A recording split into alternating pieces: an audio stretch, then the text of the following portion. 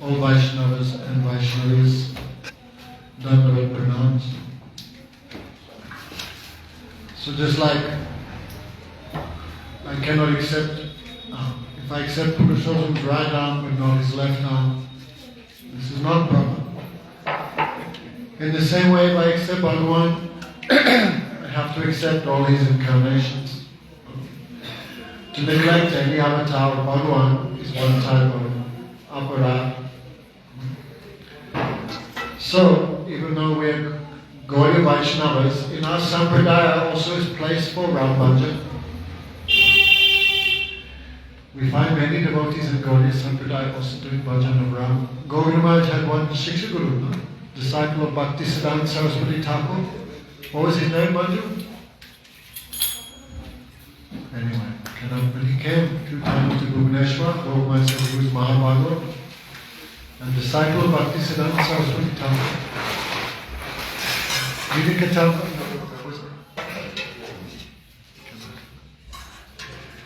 So Ram Bhajan is not opposed to Gaudiya Bhajan. It is also part. Indeed, Mahaprabhu was one devotee who was Hanuman himself, came in the form of Murari Gupta. And Chaitanya Mahaprabhu not expelled him from the Sampradaya. Mahaprabhu embraced him. Indeed, from the notes of Murari Gupta, he spoke all Chaitanya Lila to Sarup Damodar Goswami, and Sarup Damodar Goswami spoke to then Raghunath Goswami, Krishnadas Kaviraj, like this. And even if we are one-pointed devotees of Radha Krishna, still when we hear Ram Lila, we think, oh, this is the pastimes of my Rasik Vihari. Because there is not 2 or 10 or 50 forms of Bhagavan. In Vaishnava Siddhanta Mala Bhaktivinoda Thakur, how many forms of Bhagavan are there? 1. Who is that? That is Sri Krishna. But that Sri Krishna is Bhav Grahi Janam. According to the mood of the devotee, he may manifest differently. Just when Krishna entered the Rangasala of Kams Maharaj, then many different persons saw the one Krishna in different moods. Some saw him in Sakiras, Das, Vatsalya, Madhuras. Some saw him also in Vibhats, disgust, fear, Adbhut, many rasas. So Krishna also fulfilled the desire of those who have desire for doing seva, predominated by Madhya. To them Krishna appears in the form of Ramchandra. So Rupa Goswami in his Laghu Bhagavatamrita, he describes Ramchandra not appeared in this Treta Yuga. He appeared 2 kalpas ago. That means 16 million years ago, Ramchandra came to this earth planet. But still in every house, there's Ramayana. Especially this Navaratri, that most places they have Ram Lila. Everyone goes there, millions and millions of people. That is the strength of the Vedic culture. So Krishna wants to taste all ras. In Braj he tastes one ras. In Dwarka he tastes another. In Vaikuntha he tastes another. And in Sankirtan, Ayodhya, he tastes another ras.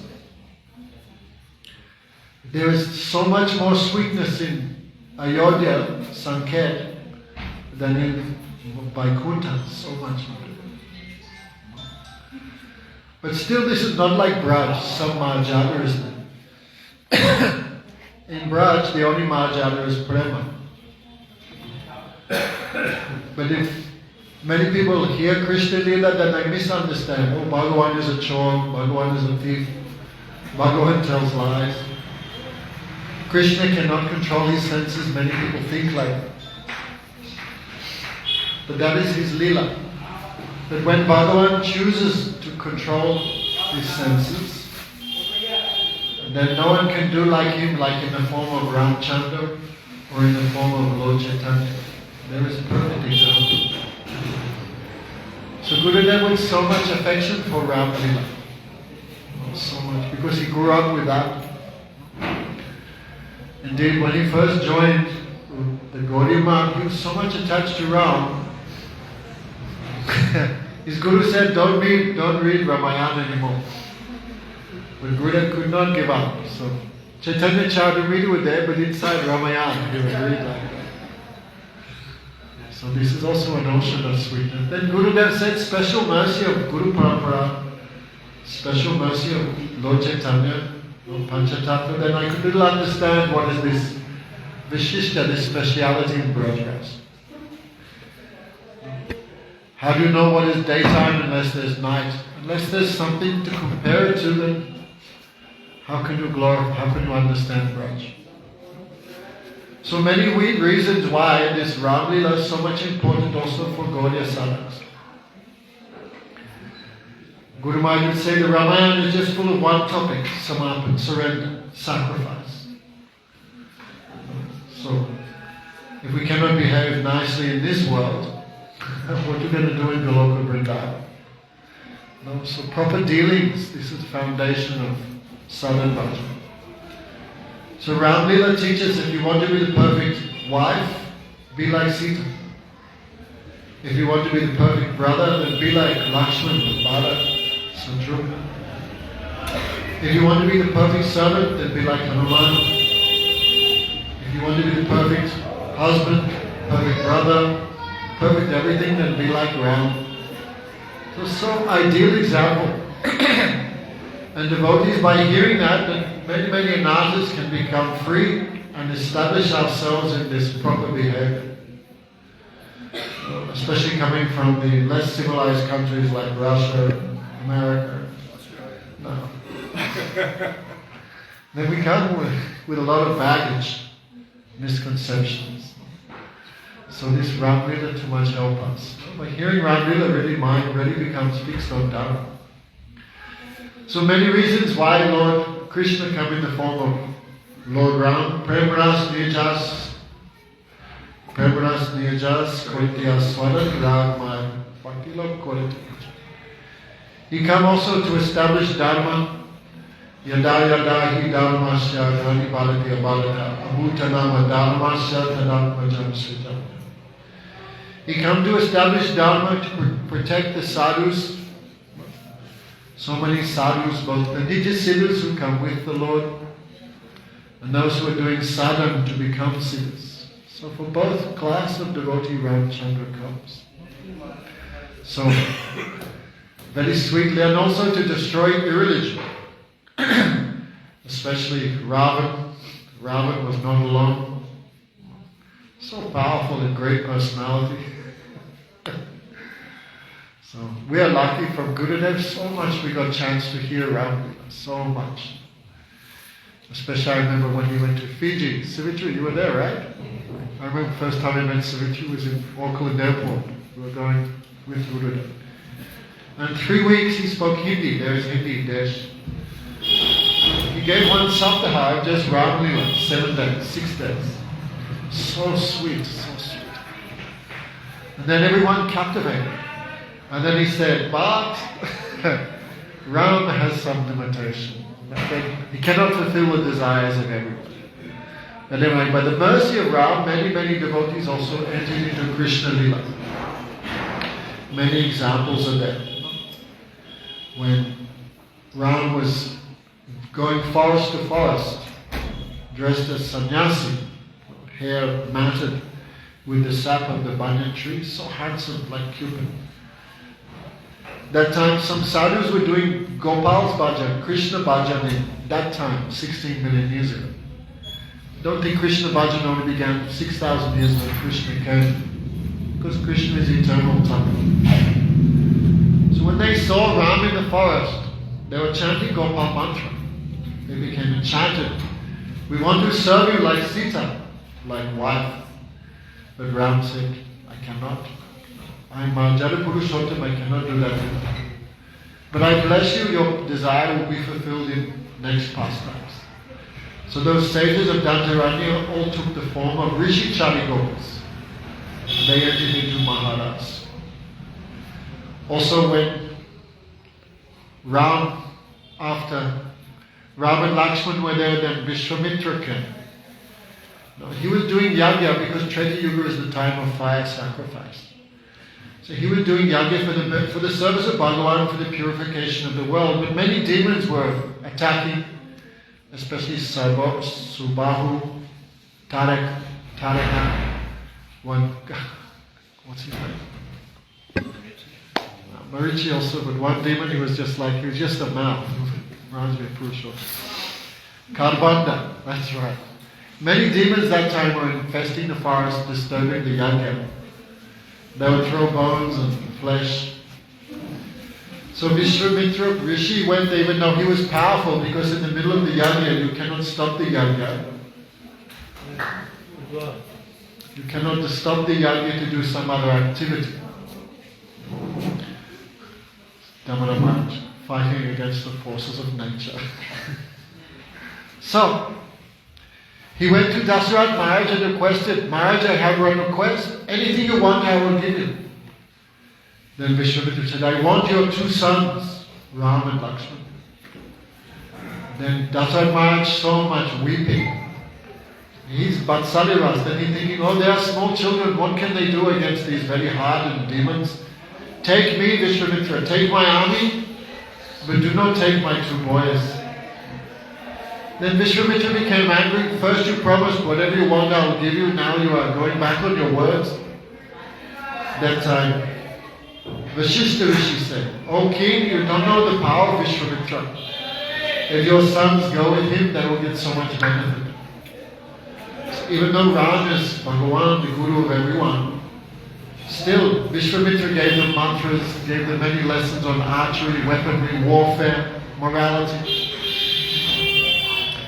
This way they went to near Baksa, where Vishwamitra was doing his yajna. Then one lady, Taraka, Ram killed her, also killed Subahu, and with an arrow, without a point, he hit Marichi in the chest and threw him like 8,000 miles into the ocean. That time on the way, then one invitation came from Janakpur. Janak Maharaj had big desire to marry my daughter, but only someone who could lift this dhanush, the bow of Shiva actually. This bow is given by by Vishnu to Parasuram. Through Parasuram came the property of Janak Maharaj. Actually, I was just reading Garga Samhita. Kamsa also had a bow of Lord Vishnu. That bow of Lord Vishnu weighed 25,000 kilograms. That's how heavy the bow was. So you can imagine, not some small. So of course the relation between Sita and Ram is eternal. When this message came, then Vishwamitra asked the two boys, which way you want to go, this way or that way, direct back to Ayodhya, or you want to go to Ayodhya through Janakpur.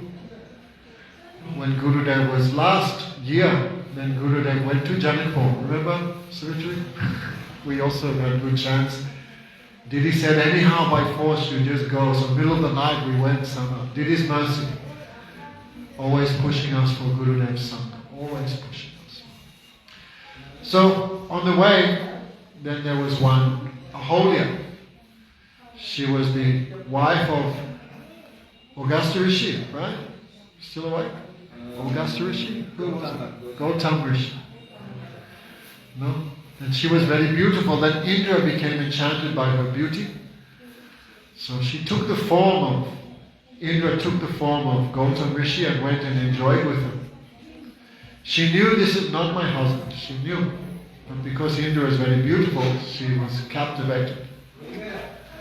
When he came home, he could understand that his wife was performing bad activities. Devi said, you have no love?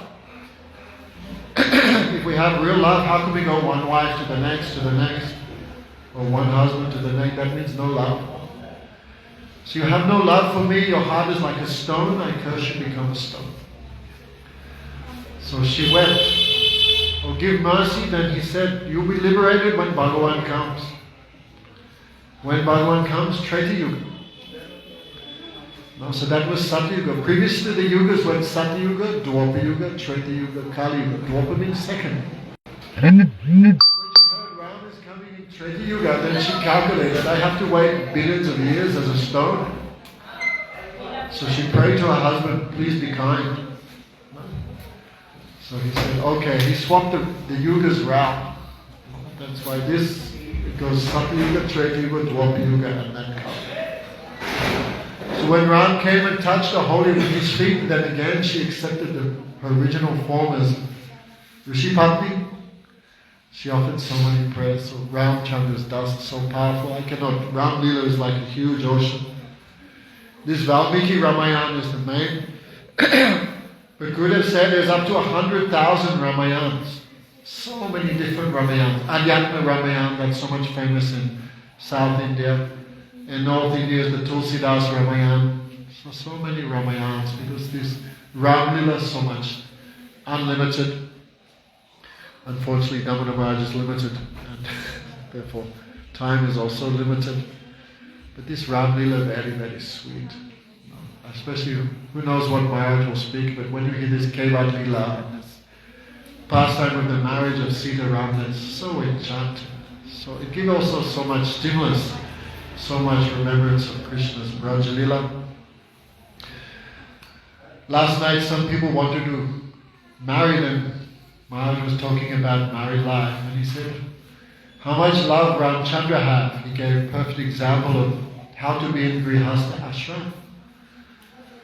So when, even though Sita had no fault, some criticism was coming. One Dobi man, his wife did not come home at night. So what she's doing. So the wife was begging, please let me stay in the house. Then the husband said, no. You cannot stay in my house anymore. I am not like Ramchandra. His wife was 11 months in the house of another man, but he accepted her back. I'm not like that. It means criticism. So actually Lakshman heard that. Because Lakshman and Ram, they would take disguises and spy on the citizens. Everyone doing a Kalasi, Baju, what time coming for Arati? They would check, make sure everyone doing it. These words came to Lakshman. Lakshman became so sad when he heard this. Again and again Ram asked, oh brother, what happened? What did you see which made you so sad? Lakshman did not want to say, but he had to tell Ram, like this rumor is going round, that even though Sita had no fault, Ram was forced to banish her to the forest. So she went, and Gurudev would tell this Leela, I remember, he would tell her, Gurudev would be weeping, so much weeping, when he would tell them. Sita was already pregnant, but nobody knew. She went to the forest and there she was adopted by Valmiki, who adopted like daughter. And these two sons were born, Lava and Kush. And from Sita, and also especially Valmiki, they heard all Ram Katha. So when some festival was going on, the two boys, brahmacharis, went. Then everyone was enchanted by the beauty of these two boys. Who are they? So handsome, like Cupid. Ram was feeling, if I had sons, they would be like this. Therefore he asked Lakshman. Especially these two boys sang the Ramayana. First time they'd heard from Valmiki and of course their mother. They did not know their mother was Sita. They called her Banadev, imagine. So when they were speaking Ramayana so beautifully, everyone was weeping. Especially Hanuman, everyone, but especially Ramchandra was too much weeping hearing Ramayana. They're hearing the character of Sita. He was so much remembering and weeping. So everyone wondering how these two boys, so handsome, so beautiful, how they know so much about the Ramayana. So Ram asked Lakshman, you ask these two boys, who are they? So Lakshman asked, oh brothers, oh brahmacharis, who are your parents? Where do you live? Then Lava Kush said, Lakshman, you don't know anything. Brahmachari's parents is Guru. He has no other parents like this. So this way somehow some idea was there. Maybe Sita is there. These are my sons. So Sita Devi came No, Vishwamitra, everyone was there. But still Ram could not accept, because still maybe some doubt was there. So when Sita heard this, then bitterly she began weeping. I have no fault and still so much doubt. No, sometimes devotee have to be criticized, but that is life in this world. So weeping, she said, oh, earth. Because Sita came from the earth. Sita means plow. When Janak Maharaj plowed the sacrificial arena, Sita Devi appeared there. So in one form, the earth is like her mother. Oh earth, I cannot tolerate this anymore. Then the earth opened and Sita entered the earth like that, then closed again. Then Ramchandra became so much angry. Oh earth, return my wife, return Sita Devi, I destroy you. Very angry, he took his weapons to again pierce the earth and take Sita out. That time Valmiki came, Maharaj, Dandavats, your Leela is finished here. This all described in Shastra, you cannot go against that. So Ramchandra accepted, but then Ramchandra alone without Sita was king for 36,000 years. But he never married again. Means heart given once, then fixed. So this very old, this Ramayana is so much sweet. Like I heard Gurudev when he would go to different places, sometimes he'd watch the Ramayana. They made one like video series. Then Gurudev would be bitterly weeping just watching the video series. Then Gurudev went for a checkup. The doctor said his heart's in too much strain, too much like distress, depression. And they said, no, when he watches Ramayana, too much weeping. Then Gurudev gave him an order, no more Ramayana. So sweet, so much, Madhurya. So we pray to Bhagavan Ramchandra. Everyone have their own desire for seva. But Ramchandra is Kalpa. He is Krishna himself. What we want, he'll give that. So we also respect Ramchandra. We also fasting like Krishna's appearance day.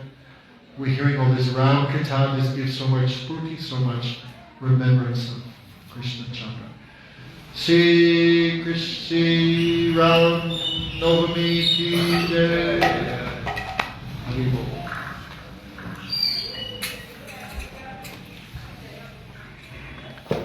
How about that spot? Can you put this here also?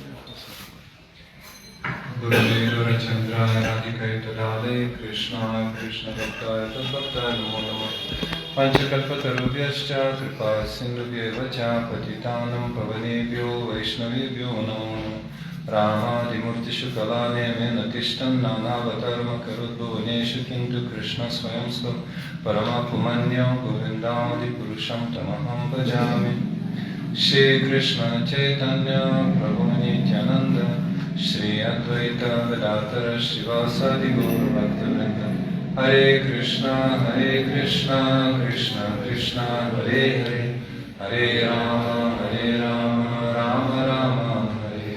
First of all, my elevated Dandavad pranams to Srila Gurudev and to Preshto Vishnupad Srimad Bhaktivedanta Narayan Goswami Maharaj Shiksha Gurudeva Swami Vishnupad Astutar Satya Srimad Bhaktivedanta Madhusudan Goswami Maharaj Srimati Krishna Priyata Kurani, all Rupanuga Gaudiya Guru Varga, all Vaishnavas and Vaishnavas, Sripad Damodar Maharaj, and Dandavad pranams. So a very special day. You could just see darshan of the deities. They look very unusual today. Krishna has bow and arrows in his hands, and Sita is like Vanadevi, is like a forest goddess, and Balaram also like Lakshman. So you can see he's dressed like Lakshman.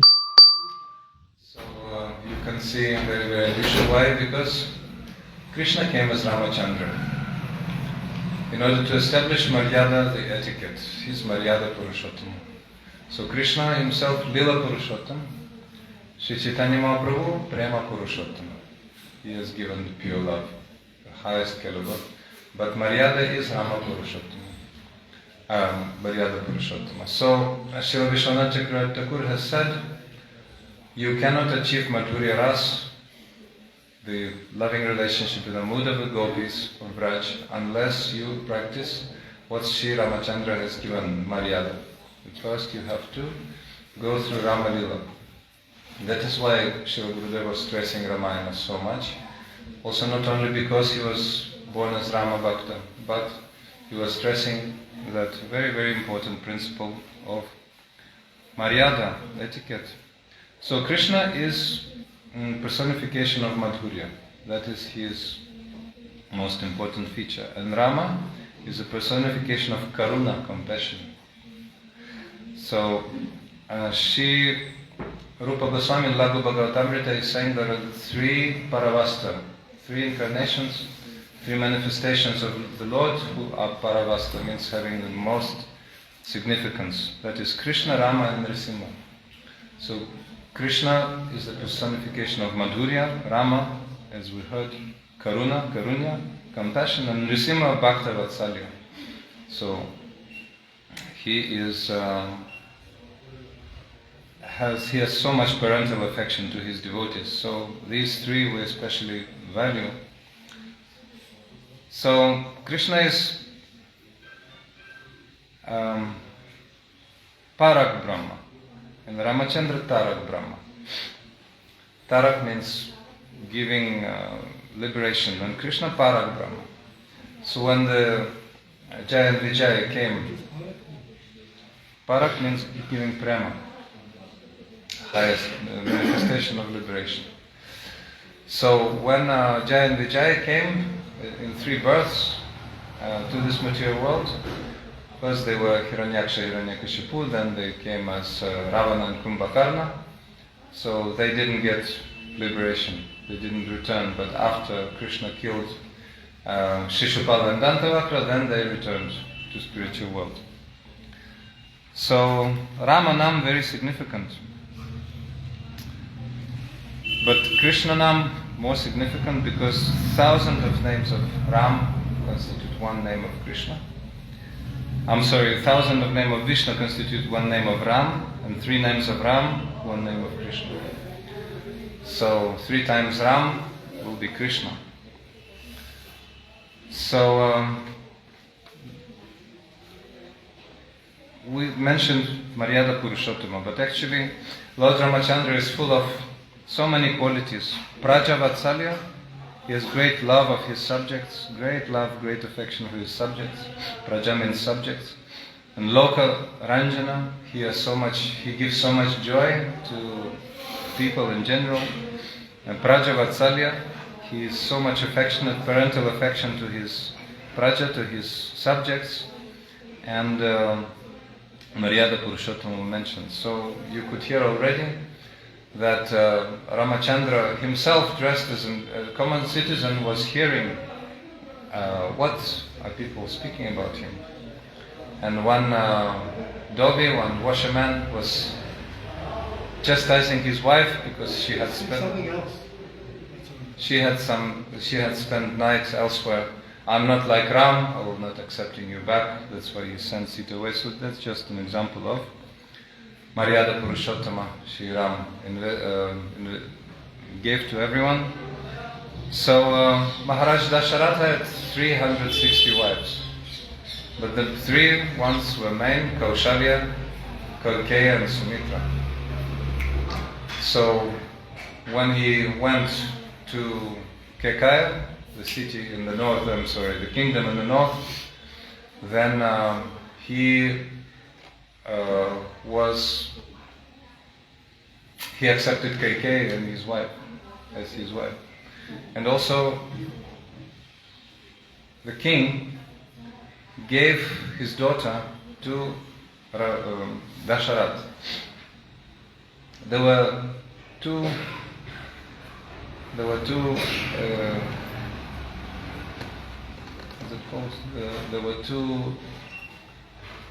conditions. There were two conditions that her son will become the king, and Ramachandra had to send Ram to the forest.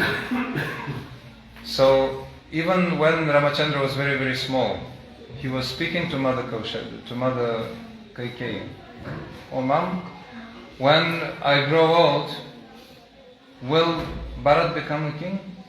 Will Bharat become a king? Oh, yes, yes. She was saying yes, yes. Because Ramachandra could envision the future. So he actually wanted Bharat to be the king. He didn't ever want to become the king himself. But, well, first of all, I didn't tell the story of how Dasharat got the boon to become the father of 4 sons. So before, none of the queens had any children, but Kaushalya had one daughter, Shanti. Yes. So that daughter later became the wife of Rishyashringi. So Rishyashringi was summoned by Dasharat Maharaj because he had to perform Putreshti Yagya. Putreshti Yagya, the sacrifice for begetting children, for begetting sons. So for Putreshti Yagya, he summoned, what's his name? Rishyashringi. So Rishyashringi was in that kingdom which had drought for a long, long time. There was a drought. And Rishyashringi had such spiritual power, he hadn't seen any lady in his life. And there's a long story how he was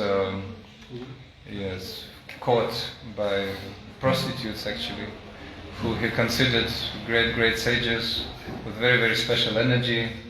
We know that was lust. So he hadn't seen any ladies in his life, and when she was...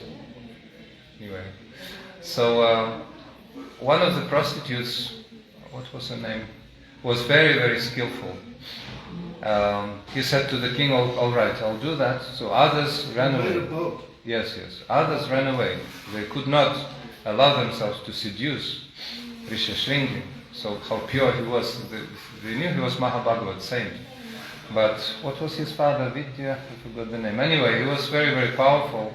He was very, very powerful because his conception was also very, very wonderful story, because his father, one of the great sages, he just produced him from his mind automatically.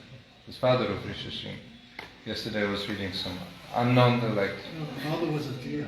Yes, mother was. So he invested the semen into, what to give that semen? He invested into the womb of a deer. She did. So she gave the birth of Rishyashringi. Shringi means deer, and he had horns like those of a deer, little horns.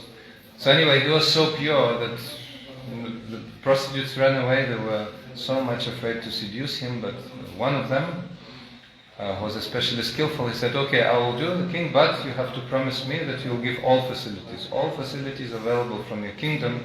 You will invest in order for me to seduce Rishyashringi. So the king had a great boat to be built, like 4 kilometers long, something 2 kilometers wide, 7 kilometers, 7 to 2, like long boat, so that the boat was covering actually all the river, all the width of the river. So that was a great 7 kilometers wide. 2 kilometers wide. It's like 7 kilometers long, like huge Viman type of boat. So there was great garden arranged on that river. There were lakes inside. On that boat there were lakes inside. There were hills. There were ashramas. There were animals, elephants, even the deer, etc. So everything was conducive. Birds, certainly, everything was conducive for nice, celestial type of living. So prostitutes were there, and finally the father had to leave for some reason. He had to look after some calamity was there. I think some drought was there. Anyway, he had to make arrangements, and the demigods helped, because demigods had to look after the operation to be successful. So they gave father of Rishyashringi so many tasks on the way. He had to deal with that, he had to deal with that, so he couldn't come on time. So Rishyashringi was alone. And at that time, a very opportune moment, that prostitute arrived on the boat and started playing with the ball.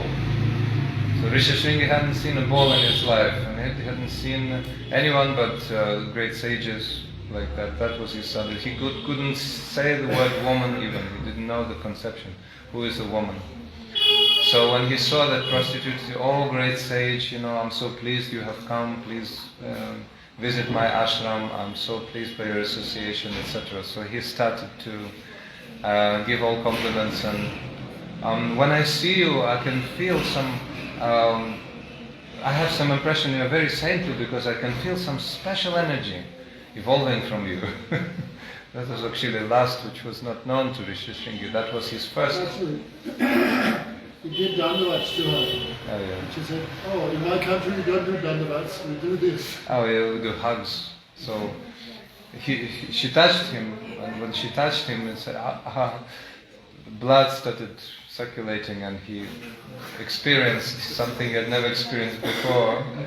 His hair started spinning, head started spinning, and I can see really you have some very special spiritual merit, and it's not about me, it's actually all our Sangha is like this, so please visit our ashram on the boat, so please come into our ashram and so we will come, we will take you to our king, no, I have to look after the sacrifice, and no, I will look after the sacrifice. So she actually sat, and he looked after the sacrifice, so you imagine the wrath of Rishi Shringa's.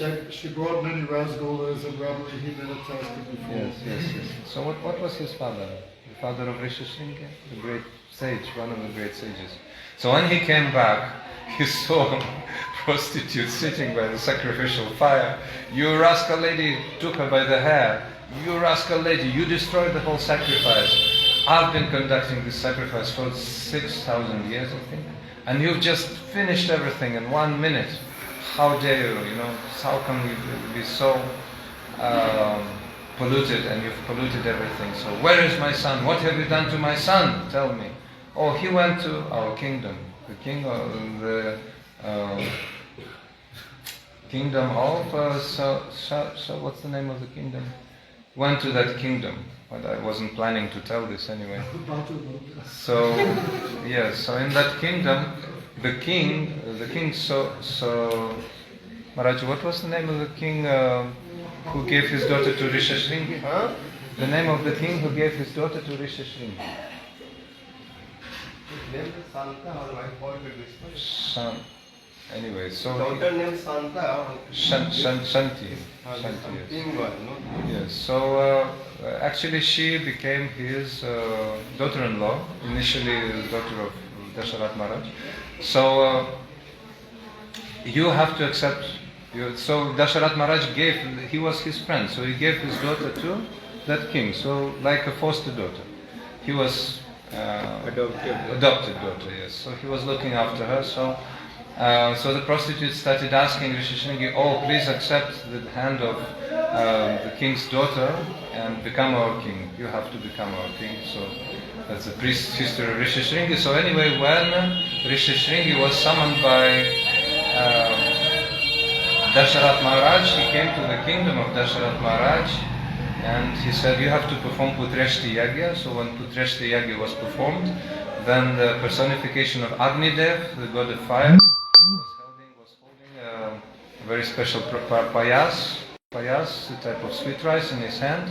So he said, "O king, please give this payas to Kaushalya and the other queens." So he gave half to Kaushalya, therefore Ram was born to Kaushalya, and he gave the half of the remaining amount to Kaikeyi, so Bharat was born, and the rest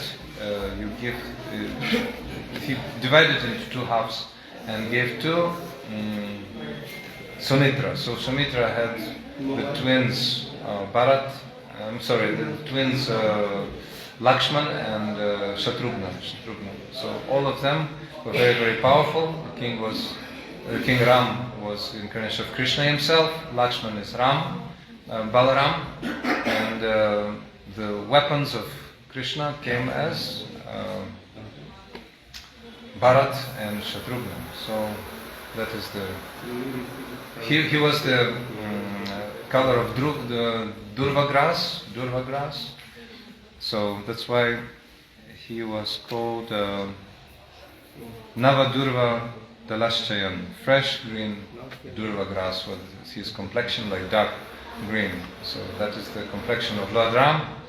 So you can see this greenish complexion. You can obtain this book from Majumeta Didi, Gaur Govinda Maharaj's Harikatha of Ramanavami. So you can address Majumeta Didi for this book. So Pujapat Madhusudan Maharaj will speak. We gave some prehistory. So Shri Ramachandra ki jai, Shri Ramanavami Mahamahotsav ki jai, Sita Ram Lakshman Hanuman ki jai. His father name is Romapad. Romapad, yes. Romapad, Lomapad, Romapad. Yeah, sorry, give another mic. Lomapad. Romapad. Rishi Sringi's father. Vimandak Rishi. Romapad was his Santa's father. Vimandak Rishi came out from mind of some Rishi. Vimandak was son of some Rishi, no, he came from his mind.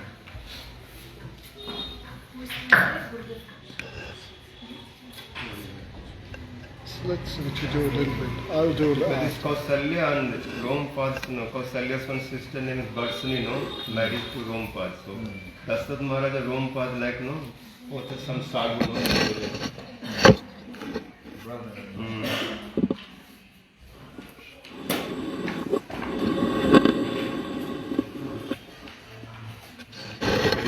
Santa was daughter of Kausalya,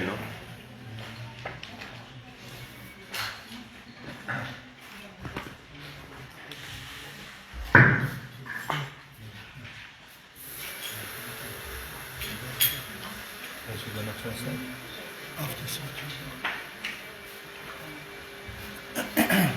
Прямо твой сюда.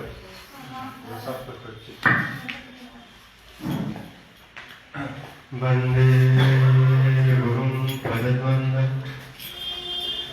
Bhaktavinda Samanvitam Sri Chaitanya Prabhu Vande Nityananda Sahoditam Sri Nandananam Vande Radhika Charanadvayam Gopi Jana Samajuktam Vrindavana Manoharam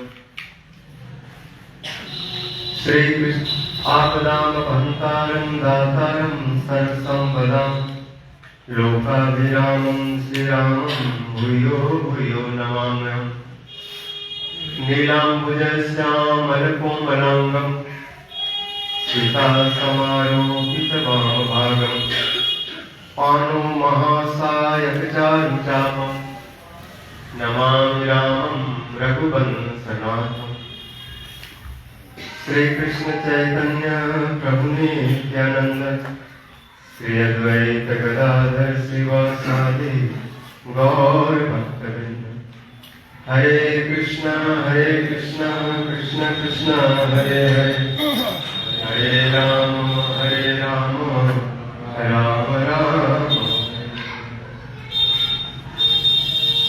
My room is diary. This room was picture.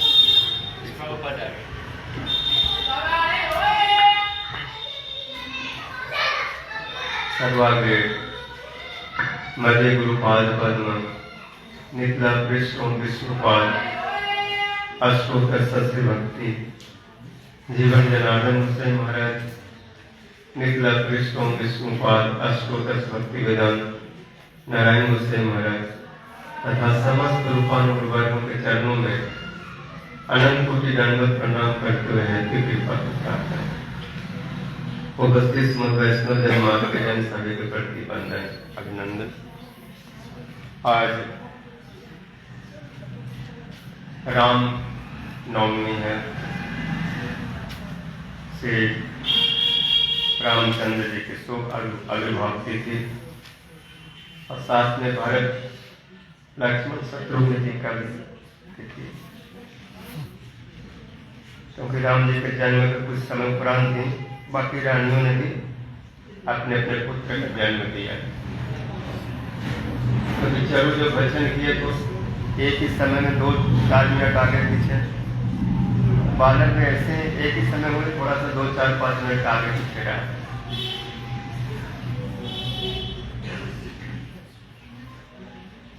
वेदानुधरते जगन्ति वहते भूगोलम उद्विग्रते दैत्यान दारयते बलिम छलयते छत्रस्यम कुर्वते पौलस्तम जयते हलम कलयते कारुण्य मातान्वते मलेच्छान मूर्छयते दशा कृते कृते कृष्णाय तुभ्यं नमः।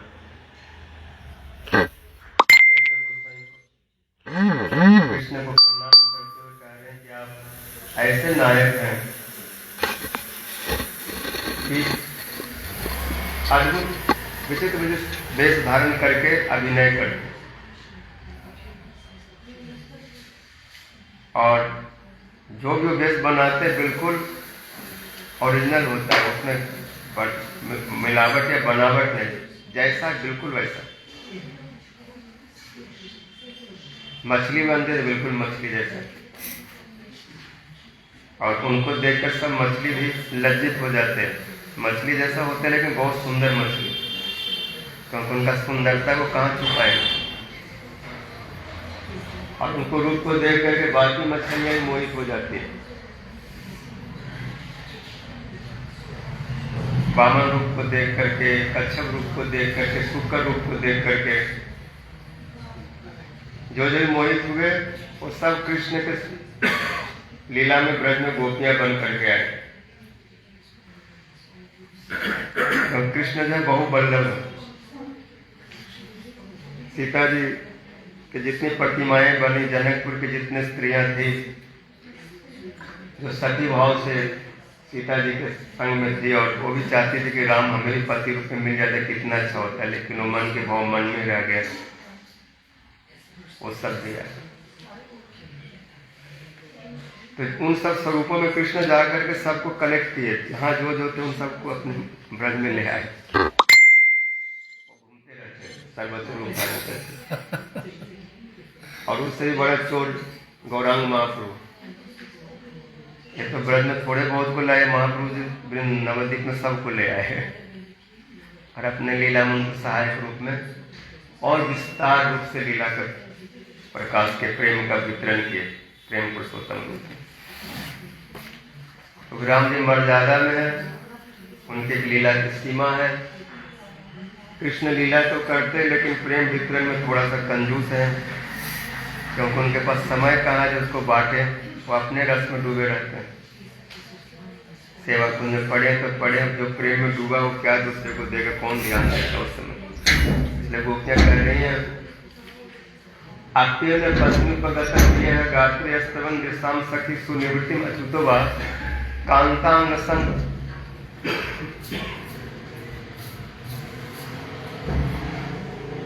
कुछ कुमरंजितायन सुंदर हृदय कुलपतेरिया वातिगण।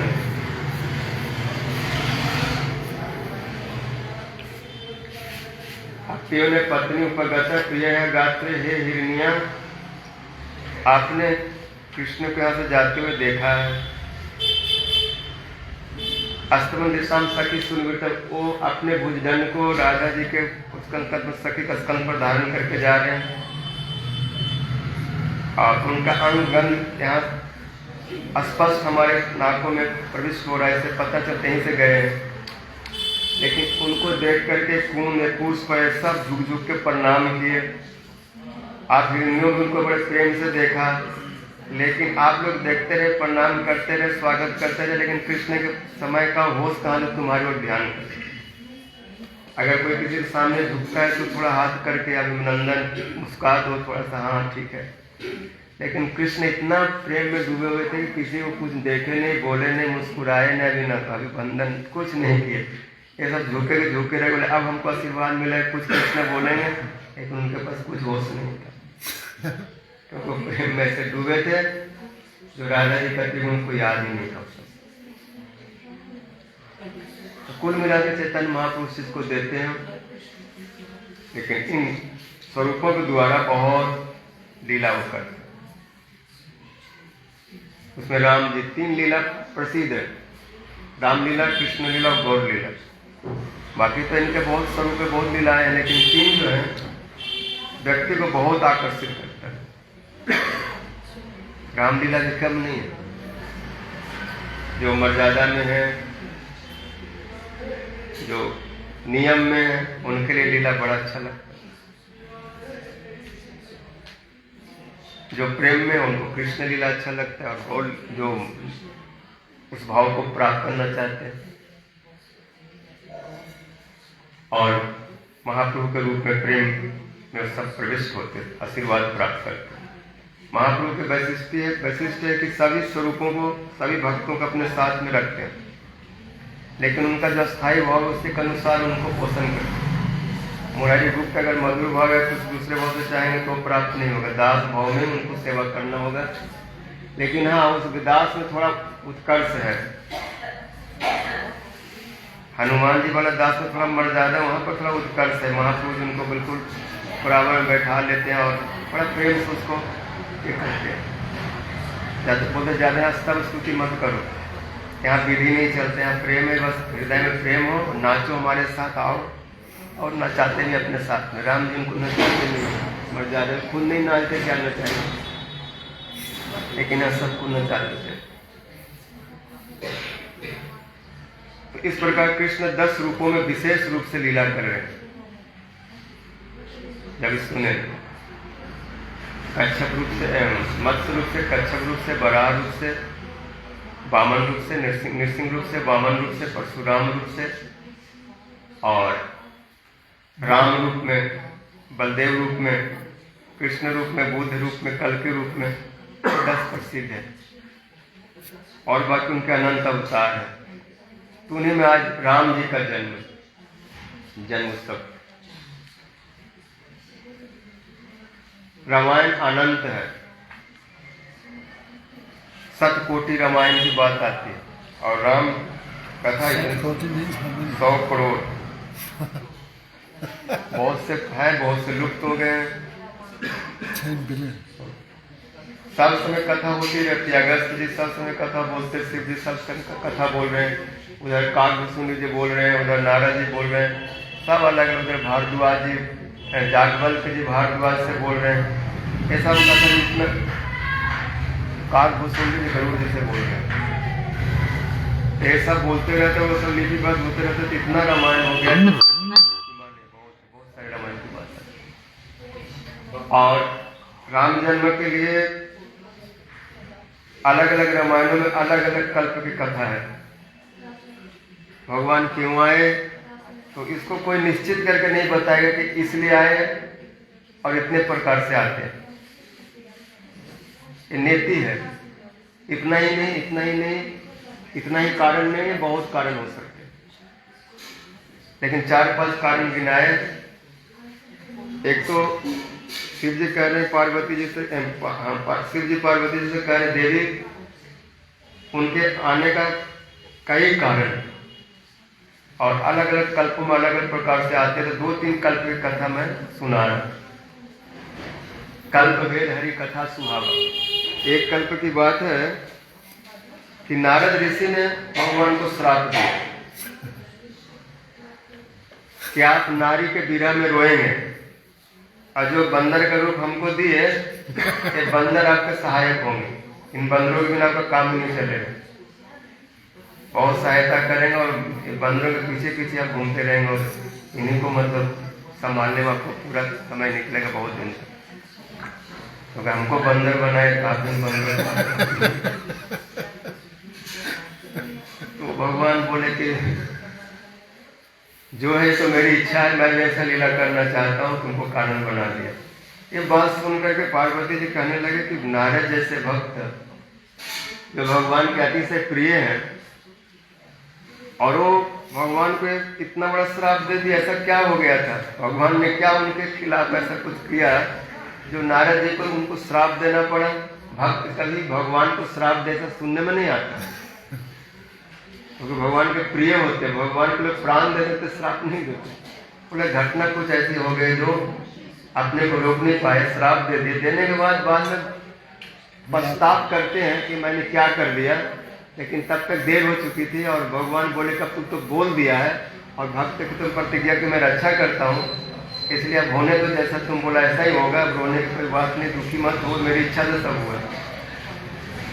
तो बोले बात ऐसी है कि एक बार नारद जी दक्ष प्रजापति का श्राप लगा, ज्यादा देर कहीं रहेंगे नहीं, घूमते रहेंगे। लेकिन एक बार घूमते घूमते नारद जी थक गए, कितना घूमते रहोगे, नाच तमाशा दुनियादारी देखने की सीमा होती, बोले थोड़ा आराम से बैठ के भजन किया जाए। तो हिमालय की तरफ वो चले गए एकांत में, जहाँ कोई मनुष्य नहीं, कोई ये नहीं, शांत वातावरण, और गंगा जी बह रही और खूब सुंदर पुष्प खिल रहे हैं और झरने, और उसमें मधु टपक रहे हैं और कोयल कुहक रहे हैं, मोर नाच रहे हैं, सब शांत प्रदेश में, जहाँ पर हिरन और सिंह एक साथ बैठ करके पानी पी रहे हैं। नदी में कोई दूसरे पर आक्रमण नहीं कर रहा, सिंह हिरन को नहीं मार रहा। ऐसा निर्वैर स्थान जहाँ पर प्राणी भी अपने बैर को भूल जाए, ऐसा पवित्र स्थान में नारद जी बैठ करके और ध्यानस्थ हो। अच्छा परिवेश, अच्छा वातावरण मिलने से मन भजन में लग जाता है, और ध्यान में डूबे तो डूबे गए। इंद्र सब पर नजर रखता है, कोई ज्यादा भजन तो नहीं कर रहा है, कोई ज्यादा जगादी तो नहीं कर रहा है, कोई हमारे गद्दी से धकेल तो नहीं देगा। तो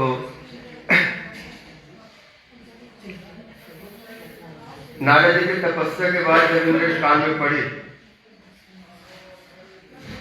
तो उसने अपने एक पार्षद, जिसको बोलते कलादेव, जो अनेक कलाओं को प्रकट करता है, उनको बोले तुम जाओ और इस बाबा को तपस्या से रोक दो, और तुम अकेले बाबा को नहीं रोक सकता, कामदेव को साथ में ले जाओ, और दोनों मिलकर के कुछ ऐसा माया फैलाओ कि बाबा विषय में पड़ जाए, भजन छूट जाएगा, संसारी बन जाए। अगर ये ज्यादा देर से भजन करता रह गया तो भगवान इसके पास जाएंगे और भगवान पूछेंगे वर मांगो, तो नारद जी बोलेंगे ठीक है, हमको थोड़ा दिन के लिए 100 साल के लिए इंद्र बना दो। कुछ भी मांग लेगा, और कहीं इंद्र लोग मांग लिया तो भगवान कहीं खाली करो, निकलो यहाँ से, क्योंकि दूसरे के लिए रिजर्व हो गया है। तो इंद्र नहीं चाहता कि कोई भी ऐसा साधन तपस्या करके मेरे लोग को पाले और हमें यहाँ से जाना पड़े। कोई सुख में रहता हो कैसे अपना स्थान खाली करेगा, इसलिए जो ज्यादा कुछ भजन कीर्तन करते हैं उस पर वो विघ्न डालते रहते हैं। इंद्र का ऐसा स्वभाव है, क्योंकि पूरा उच्च स्तर का नहीं, छोटे मोटे अधिकारी है, तो डर ज्यादा रहता है। तो कलादेव कामदेव गए और बहुत माया वहां फैलाए। ऐसे तो वहां पर प्रदेश था ही पुष्पों का, उसमें सुगंध महकने लगे, झरने से शीतल शीतल जल की वो फूहियां नारद जी के ऊपर पड़ने लगे, अप्सराएं गाने लगे, गंधर्व बजाने लगे, और पायल के झंकार और उन अप्सराओं की कोयल जैसी ध्वनि, चेतन की छोड़ो जड़ है उसमें भी काम का विकार हो जाए। तालाब जो है कूद कूद करके समुद्र को भाग रहे हैं, नदियां तालाब से मिल रहे हैं, तालाब नदियों से मिल रहे हैं, समुद्र से मिल रहे हैं, लता वृक्ष से मिल रहे हैं, सबके हृदय में इस प्रकार के काम का संचार है। किंतु जो भगवान के भक्त होते उन पर एक प्रभाव नहीं पड़ता, क्योंकि उनकी सीमा इतनी नहीं है कि कोई उसको दबा दे, वो असीम होते हैं, भगवान के समान होते हैं। कामदेव अपना खूब कलाकार, अपना खूब ऐश्वर्य, अपना बल दिखाया, सब पर उसका प्रभाव पड़ा, उस समय कोई नहीं बचा, सब काम बस हो गए, सब माया को दौड़ रहे, सब स्त्री पुरुष के ऊपर आकर्षित हो रहे। लेकिन एक ही ऋषि थे नारद जी, जिनके ऊपर इसका कोई प्रभाव नहीं पड़ा। अंत में कामदेव ने अपना बाण भी चलाया, सम्मोहन उच्चाटन आदि जो पुष्प धर्म कहा जाता है, उन बाणों से भी इनको मन उच्चाटित नहीं किए, सम्मोहित नहीं किए, कुछ नहीं हुआ। तो कामदेव डर गया, क्या हमने तो इसको नहीं मार पाया, हम पे मार देंगे ऋषि, अगर इनकी आंखें खुली, अगर कहीं श्राप दे दे तो जल के भस्म हो जाए तो मेरा तो नाश हो जाएगा। तो डर करके वो पहले ही ऋषि के चरण में गिर गया, बोला मैं हार गया, मैंने अपराध किया, लेकिन हमको आप मारिए मत, क्षमा कर दीजिए, मैं आपका शत्रु हूं, लेकिन आपके शरण हूं, आप मुझे मारिए मत। नारद जी बोले हुआ क्या? बोले मैंने अपना माया दिखाया आपको बस में करने के लिए, लेकिन आप मेरी माया के वशीभूत नहीं हुए। बोला अच्छा, बोला जाओ जाओ तुम्हारा कल्याण। नारद जी के मन में आया कि मेरा भजन इतना ऊंचा उठ चुका है, इतना मैं सिद्ध हो गया हूं, भगवान की माया से तो शिव जी भी नहीं बचे, ब्रह्मा नहीं बचे, और मैं फंस गया। यहाँ तक कि भगवान भी अपनी माया से नहीं बचे, वो सब समय लक्ष्मी जी के साथ ही रहते, लेकिन मैं देखो कैसा मुक्त पुरुष हो गया, ऐसा मन में आ गया। तो उठे और बिना बजाते शिव जी के पास गए, बोले बाबा ठीक है तो और सब बढ़िया, हमारी खबर नहीं लेते आप? बोले आपकी क्या खबर लेते, आप तो सबकी खबर लेते रहते हैं, क्या बात है, बड़ा खुश दिख रहे हैं। बोले मैं भजन करने गया था और कामदेव आया और हमारे चरण में प्रणाम करके चला गया और बोला कि क्षमा कर दो प्रभु। शिव जी समझ गए कि नारद जी घुमा करके बोल रहे हैं कि मैंने कामदेव को जीत लिया है, इसलिए तुम सब अब मेरे को प्रणाम किया करो, मेरा भी आदर किया करो, हमको छोटा मोटा महात्मा नहीं समझो। शिव जी बोले कोई बात नहीं, आप तो भगवान के भक्त हैं, उनके नाम से तो सब माया जीत लेते हैं, आप मायापति के दास हैं। ये बात आपने हमें बताया, लेकिन शिव जी को नहीं बताना, ब्रह्मा जी को नहीं बताना, और विष्णु को तो कभी नहीं मत बताना, नहीं तो उनकी माया में अगर पड़ गए ना तो बचना मुश्किल हो जाएगा। तो बोले शिव जी हमारी महिमा को, प्रशंसा को सहन नहीं करते। ना ब्रह्मा जी को बोले, ब्रह्मा जी बोले ठीक है, वो भी ज्यादा ध्यान नहीं दिए। तो बोले भगवान के पास जाओ, वो हमको थोड़ा सा प्रशंसा करेंगे, बाबा करेंगे। भगवान के पास वही बात बोले। पहले तो भगवान बोले कि नारद जी बहुत दिन के बाद कृपा की, कहाँ थे, बहुत दिन नहीं दिख रहे, कई साल बीत गए। बोले महाराज भजन में था, ध्यान में बैठा था, अभी उठा हूँ, और वो सारी बातें बता दी कि हमने कामदेव को जीत लिया। तो भगवान से थोड़ा मुंह को टेढ़ा कर दिया, जैसे कोई रूखा मुंह हो जाता है, ड्राई फेस। अब बोले नारद जी आप तो भगवान के भक्त हैं, आपके नाम लेकर के जीव माया को जीत लेता है, तो अगर आपने कामदेव को जीत लिया है तो इसमें आश्चर्य क्या बात है, जब आपके नाम से लोग माया जीत लेते हैं। नारद जी ऐसे भक्त ऐसे। तो नारद जी को लगा कि विष्णु भी हमारी प्रशंसा को सहन नहीं करता, वहां तो चल दिए। बोले हाँ प्रभु आपकी दया से मैंने माया को जीत लिया है कामदेव। भगवान समझ गए कि इसके मन में एक अहंकार का अंकुर फूट गया है, और अंकुर अभी निकला है, अभी तोड़ दिया जाए तो आसानी से टूट जाएगा। अगर ये बहुत बड़ा पेड़ बन गया, जड़ जमा लिया, और उस समय उखाड़ने जाएंगे तो बहुत दर्द होगा। और भगवान के स्वभाव है कि अपने भक्तों का अभिमान को, अहंकार को नहीं रखते, क्योंकि उनका हित करना चाहते। अहंकार रहेगा, गुस्सा रहेगा, नाराजगी रहेगा तो उसका मंगल नहीं होता। तो बोला इसके अंदर में ऐसा, इसको जल्दी से इसको समाप्त किया जाए। तो नारद जी वहां से चल पड़े और भगवान ने अपनी माया फैला दी। थोड़ी दूरी चले थे कि एक बहुत बड़ा नगर दिखा। नारद जी ऐसे करने लगे, अरे इस रास्ते से तो कई बार गया हूँ, आज इतना विशाल भवन है, मैं सब कोठाधारी क्यों, कहाँ से आ गया? और बहुत चहल पहल लोग जा रहे हैं, और वहाँ के जो पब्लिक है एक एक कुबेर के समान धनी, सब बड़े बड़े महल में रहे। तो जहाँ की प्रजा ऐसे तो राजा कैसा होगा? तो नारद जी पूछते हैं कि भाई कौन है, कौन सा देश है, और यहाँ के राजा कौन है? बोला यहाँ के राजा श्रीनिधि है। अरे विश्वनाथ ऐसे कुछ नाम बताए, नगरी है, श्री नगरी है। और एक चहल पहल, बोला कि यहाँ पर एक उत्सव हो रहा है, महाराज के पुत्री है विश्व मोहिनी, उसका स्वयंवर हो रहा है, इसलिए बड़े बड़े राजा लोग आए हैं। तो नारद जी महल में चले गए। ऋषि रानी को वहां स्वागत हुआ, राजा ने आसन दिया, बैठे हैं, और अपनी कन्या को बुला लाए। बेटी ऋषि को प्रणाम करो, आशीर्वाद लो, विवाह अच्छा वर तुम्हें मिले। और जब कन्या प्रणाम करने गए तो पिताजी बोले, भगवान की माया थी, महाराज आप तो ज्योतिष शास्त्री हैं, हमारे कन्या को जरा हाथ देख करके बताइए इनके कैसे लक्षण है,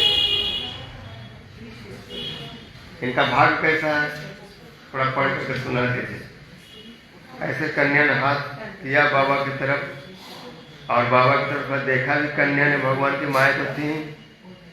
अब बाबा ने कन्या को देखा तो वो तो हाथ देखना भूल गए, वो बस मुँह देखते रह गए, क्योंकि आज तक ऐसा सुंदरी कन्या को देखे नहीं। लेकिन फिर अपने को संभाले और हाथ की ओर देखे, और हाथ की ओर देखे तो उनका और धड़कने बढ़ गई कि बाप रे बाप। सबसे बड़ी बात है कि इस कन्या से जो विवाह करेगा वो अजर अमर हो जाएगा, मरेगा नहीं कभी। और युद्ध में उसको कोई जीत नहीं सकता, वो विष्णु के समान ही होगा।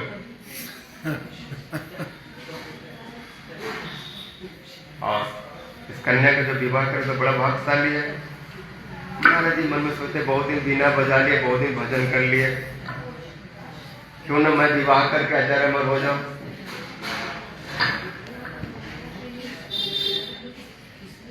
राजा को थोड़ा बहुत बता दिए, बहुत अच्छा है, बढ़िया भाग है, बढ़िया लक्षण है, और अपने मन में संकल्प किया मैं विवाह करूं। तो मेरे से विवाह कैसे करेगी कन्या? ये तो 16 वर्ष की है और मेरी अवस्था 80 साल 70 साल की है, मैं कितना साल पुराना हूँ, ब्रह्मा का बेटा, उम्र हो गया, मुंह भी उतना अच्छा नहीं है। और अगर विष्णु जैसा रूप मिल जाए तो विष्णु यहाँ है नहीं, तुरंत हमको रूप दे दे, और स्वयंवर हो रहा है, अगर 1 मिनट में कन्या ने माला किसी को डाल दिया तो फिर और हो गया विवाह। अभी बहुत जल्दी हमें रूप चाहिए और विवाह करना। उसी समय नारद जी ध्यान लगाए, बोले हे भगवान, बहुत दिन आपका भजन किया और आज तक कुछ नहीं मांगा, और इस समय हमसे भजन पूजन नहीं हो रहा है, आप ऐसी व्यवस्था कर दो कि कन्या हमें प्राप्त हो जाए। यही काल नहीं हुई जब तक हाथ दैव कही मिली दीदी मिला ही बाला, जब तक कछु नहीं हो यही काला। नारद जी कह रहे, जो नारद 1 सेकंड भगवत नाम के बिना नहीं रहते, भजन के बिना, वो कहते इस समय जब तक भजन पूजन पाठ कुछ नहीं हो रहा है, ऐसा कुछ व्यवस्था कर दो कि स्त्री बाला हमको अभी मिल जाए। और क्षीर सागर बहुत दूर है, मैं वहां तक अभी जाऊंगा तो बहुत टाइम लगेगा। उनकी विकलता को देखे भगवान सामने खड़े हो गए। नारद जी क्या बात है, बड़े व्याकुल है, एकदम से चरणों में गिर पड़े, प्रभु दया करे, कृपा करे, ऐसा कुछ करे कि मेरा हित हो, मेरा भलाई हो। भगवान बोले हाँ मैं तुम्हारा हित ही करूंगा, भलाई ही करूंगा। बोलो क्या हित चाहता है?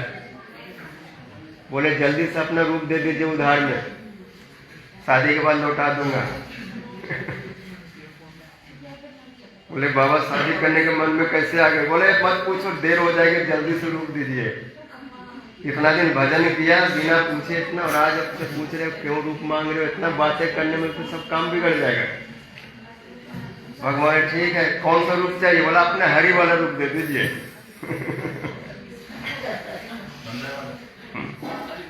तो बोला ठीक है, दे दिया। और वो हरि बन करके वहां पहुंच गए। जल्दी से पहुंचे नारद जी, बढ़िया धोती कुर्ता लगाए, मुकुट पहने, मुंह नहीं देखे, अपने को सजा लिए। और सभा में गए तो सबको बोलते हट जाओ सामने से, यहाँ पर मैं बैठूंगा। सब लोग देख रहे हैं अंदर कहाँ से आ गए। कोई लोग सोच रहे हैं कि कोई जोकर है, कुछ यहाँ तमाशा करने आया है। नारद जी बिना बोले बिना बुलाए सबसे जो बड़ा आसन था वहां पर, उस पर चढ़ के बैठ गए और सबको पूरा ऐसे करके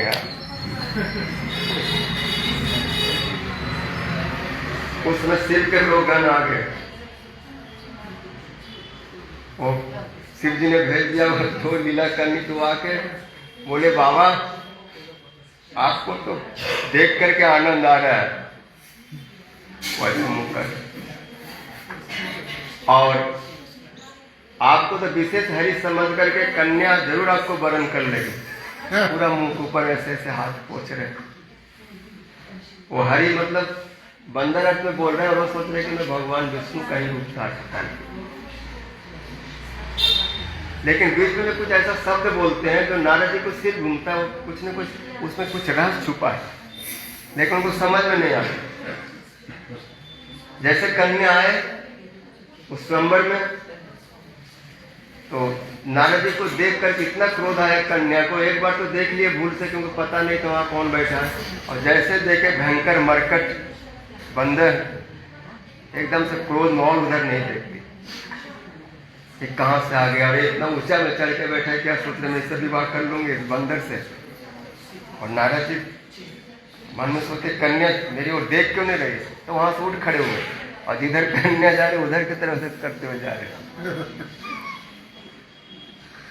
और उसी समय भगवान विष्णु आ गए और उनके गले में उस कन्या ने माला डाल दी, और नर रूप में राजा के रूप में आए और विवाह करके चले गए। नारद जी को ऐसे लगा जैसे कोई गांठ में, पता नहीं गमछा में अगर कोई बढ़िया कीमती मणि बांध के चल रहे हो, और अचानक वो गांठ खुल के गिर जाए, करोड़ों का मणि, और जब गिर जाए तो देखो अरे वो मणि कहाँ गिरी, जैसे परेशानी में व्याकुल हो जाता है। वो कन्या को जाने से नारद जी को ही दशा होगी कि इतने बड़े मणि की चाह में मैं यहाँ आया था और मेरे हाथ से निकल गई, ऐसा कैसे हुआ। तब शिव के गणों ने कहा कि आप अपना रूप तो देखिए, विवाह करने आए, लेकिन पहले तो कम से कम थोड़ा देख लेना चाहिए। नारद जी बोले देखना क्या, भगवान का रूप है उसको क्या देखना, तो मैं पहले देख चुका हूँ कितने सुंदर है। बोला भगवान ने वो रूप नहीं दिया, हरि के नाम पर कुछ और ही दे दिया। जब नारद जी अपने मुंह में देखे, उसमें शीशा में देखे, तो बहुत नाराज हुए। हे विष्णु तू बड़ा चालाक है, और तुम्हारी चालाकी आज के नहीं बहुत दिनों से। समुद्र मंथन कर रहा था, विष निकला, खुद नहीं पिया, शिव जी को बुलाया, बोले पागल इसको और पिला के पागल कर दो। उसको तो विष पिला दिया, और अपने लक्ष्मी ले लिया और कौस्तुभ मणि ले लिया, बढ़िया से खुद हथियार लिया। सब जगह ऐसे करता है, क्योंकि सबसे बड़ा है, स्वतंत्र है, और कोई इसके ऊपर कोई नियम शासन लगा नहीं सकता, कानून लगा नहीं सकता, कौन इसको क्या बिगाड़ लेगा। भगवान है, लेकिन आज किसके पल्ले पड़े हो, ठीक कर दूंगा मैं भी तुमको छोड़ूंगा नहीं। बहुत क्रोध में आ गए। उसमें भगवान सामने आए, और कन्या भी थी और लक्ष्मी एक और। नारद जी बहुत क्रोध में आए कि मैं एक शादी हमको नहीं करने दिया, दो दो पत्नी लेके घूम रहे, लक्ष्मी और एक कन्या। तो तुरंत श्राप दे दिए, और श्राप देने के बाद जब उनको माया दूर हटा लिया, भगवान ने रोने लगे, मेरा श्राप झूठा हो जाए, मैं आपको इतना बड़ा बोल दिया, मैं बड़ा ये हूँ, आपने तो मेरे ऊपर कृपा की। एक कारण नहीं था जो उनको भागना पड़ा, और जो दोनों शिव के गण उनको श्राप दिए और रावण कुंभकर्ण हो गए। दूसरा कारण है मनुष्य रूपा भी इनको पुत्र रूप में चाहते थे, तपस्या के, तो भगवान ने पूछा वर मांगो, तो बोले आप हमारे पुत्र होइए। तो कौशल्या दशरथ होके आए, जिनके लिए भगवान को आना पड़ा।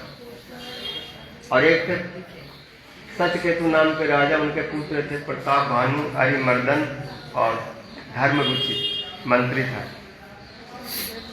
तो सत्यकेतु वन में चले गए, तो प्रताप भानु राजा बने, उनका छोटा भाई अरिमर्दन बहुत अच्छा उनका सहायक बना, और धर्मरुचि मंत्री देखभाल करता था। एक बार राजा सैन्यों को सजा करके सब देश पर आक्रमण किया और पूरा विश्व को जीत लिया,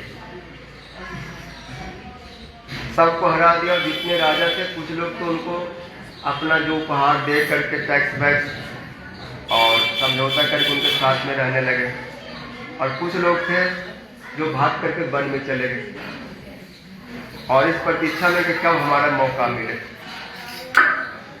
एक बार राजा मृगया करने वन में गया, और रास्ता भूल गए एक सूअर को मारते हुए, और एक ऋषि का आश्रम में गया जो उसका पहले का शत्रु था, जो कपटी वेश में था, और वो अपना सब कहानी बना के बोला मैं एक ब्रह्मा की सृष्टि में सबसे पहला मेरा ही जन्म हुआ था, मैं मरता नहीं हूँ, और मैं तुम्हारे बारे में जानता हूँ। खूब विश्वास किया। राजा बोले महाराज हमारे उपकार करिए, हमें आशीर्वाद दीजिए कि मैं अजर अमर हो जाऊं और कोई शत्रु हमको कभी जीते नहीं, ऐसा कुछ हमारे लिए कर दीजिए। बोला हाँ ऐसा होगा, लेकिन इसके लिए तुमको ब्राह्मणों को खूब प्रसन्न करना होगा। एक ब्राह्मण का क्रोध है जो व्यक्ति को नाश कर सकता है, अगर वो प्रसन्न हो गए तो तुम हमेशा के लिए अजर अमर हो जाए। ऐसे षड्यंत्र करके बोलो उसके लिए मैं भोजन बनाऊंगा, तुम खिलाना, और ब्राह्मण खुश हो जाएंगे और मैं वेश बदल के आऊँगा, पुरोहित बन के आऊँगा। और दूसरा जो सुअर था उसका एक मायावी राक्षस, उसको इस तरह से दोनों षड्यंत्र करके राजा को रातों रात घर पहुँचा दिए। और एक खुद जो काल केतु था वहाँ गया और उसका पुरोहित बन करके रसोई का काम किया, रसोई बनाया और रसोई में सब प्रकार के मांस पका दिया और मनुष्यों का मांस और मिला दिया। और जब ब्राह्मण खाने बैठे तो आकाशवाणी हुआ कि इसमें मनुष्यों के मांस से आपका धर्म भ्रष्ट हो जाएगा। वो लोग श्राप दे दिए कि तू राक्षस हो जा। लेकिन बाद में आकाशवाणी हुआ कि हे ऋषियों, आपने श्राप जो दिया ठीक नहीं किया, राजा का दोष नहीं है, लेकिन श्राप मिल चुका था, अब उसको लौटाया नहीं जा सकता। तो रावण जो था प्रताप भानु रावण हुआ, आर्यमर्दन कुंभकर्ण हुआ, और जो धर्म रुचि था वो विभीषण हुआ। एक कल्प के बाद तो पहले भी राम कथा विस्तार से सुने हैं। आज चैत का महीना है, नौमी तिथि है, मधुमास है और दिन के 12 बजने वाले हैं। अभिजीत मुहूर्त में महाराज का जो संकल्प था, जैसा अपने रानियों को चरु दिए थे, वो सब कथा पहले भी सुन चुके हैं। श्रृंगी ऋषि जो है जिन्होंने यज्ञ किया था, जो बड़े जागृत थे, विवांडक के पुत्र, और एक तरह से एक संबंध से राम जी का मतलब बहन के पति हैं, क्योंकि है तो ऋषि लेकिन उन्होंने शांता से विवाह किया, जो राजकुमारी, तो राम जी के बहन शांता थी, उसे रोमपाद ने गोद में ले लिया था। और रोमपाद के नगरी में एक बार कई वर्षों तक वृष्टि नहीं हुई उसके राज्य में।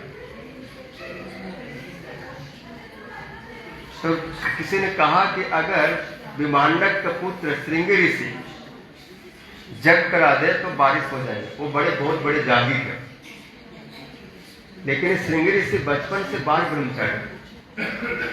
इनका जन्म वन में हुआ था, हिरण से शायद इनका जन्म हुआ। इनका सिर पर हिरण का एक सिंह जैसा था, इसलिए इनका नाम था श्रृंगी ऋषि।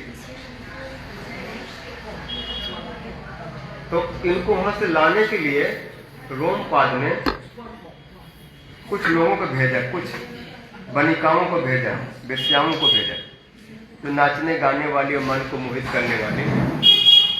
वो लोग आए और इनके कुटिया पर तब आए जब इनके पिता वन में चला गया विमांडक मुनि।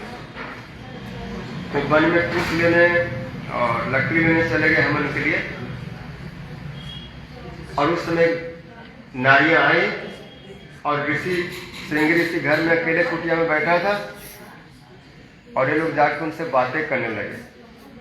उन्होंने उसको अपना मित्र जैसा समझा और सब कितना सुंदर देख के रूप।